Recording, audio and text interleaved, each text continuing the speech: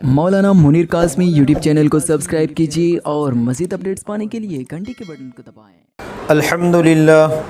अल्हम्दुलिल्लाह रब्बिल आलमीन वस्सलातु वस्सलामु अला सय्यिदिल अंबिया व खातमिन नबिय्यीन व अला आलिहि व सहबिहि अजमाइन अम्मा बाद। मोहतरम नाज़रीन, तकबीरात तशरीक़ ज़िलहज्जा की एक अहम इबादत है। कुरान करीम में अल्लाह रब्बुल इज़्ज़त इरशाद फरमाते हैं वज़्कुरुल्लाह फ़ी अय्यामिम मादूदात। मुफस्सिरीन फरमाते हैं कि इस आयत करीमा में मादूदात से मुराद अय्याम तशरीक़ हैं, यानी अल्लाह का ज़िक्र बयान करो तुम इन मुतय्यन दिनों में, यानी अय्याम तशरीक़ में। अब ये अय्याम तशरीक़ कौन से हैं?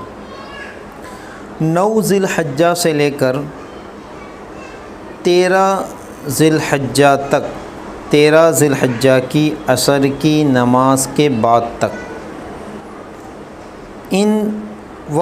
इस वक्त में इन कलिमात को, तकबीर तशरीक़ के कलिमात को अदा करना है।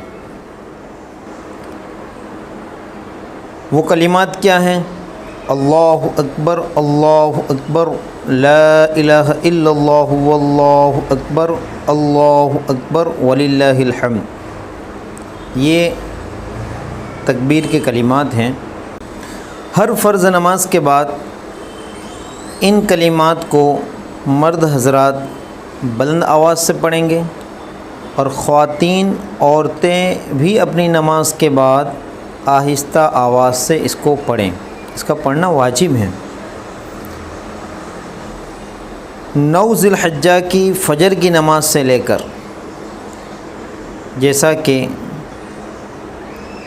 इस साल 9 ज़िलहज्जा जुमा का दिन है, तो जुमा के दिन फ़जर की नमाज के बाद से लेकर जुमा, सनीचर, इतवार, पीर और मंगल, यानी 9, 10, 11, 12 और 13 ज़िलहज्जा, मंगल की यानी 13 ज़िलहज्जा की असर की नमाज के बाद तक, यानी असर की नमाज के बाद तक इन कलिमात को पढ़ना है।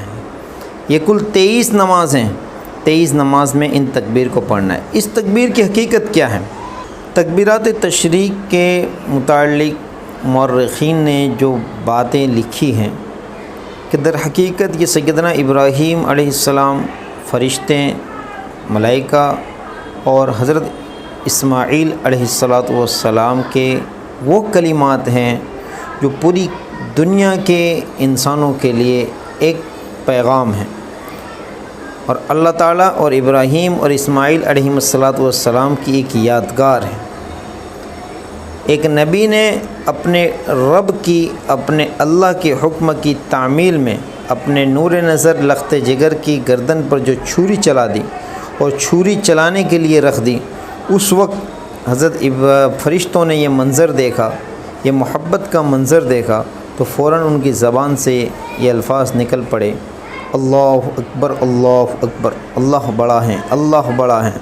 यानी सब कुछ हो सकता है, अल्लाह जो चाहे वो कर सकता है।